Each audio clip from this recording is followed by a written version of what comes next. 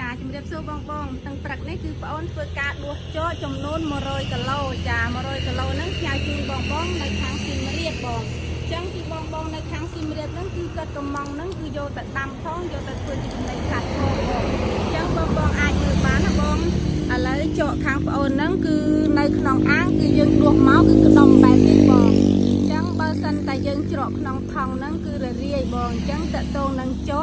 ខាងបងអូនវិចខ្ចប់ជូនបងនៅខាងសៀមរាបយើងផ្ញើថង់បងផ្ញើច្រកថង់បងផ្ញើតាមតាក់ស៊ីបងបើសិនតែបងនៅខាងខេត្តឆ្ងាយគឺយើងផ្ញើតាមឡានបងជាក់ស្ដែងបងអាចមើលបាននោះបងអូនផ្លឹងជាគីឡូនោះ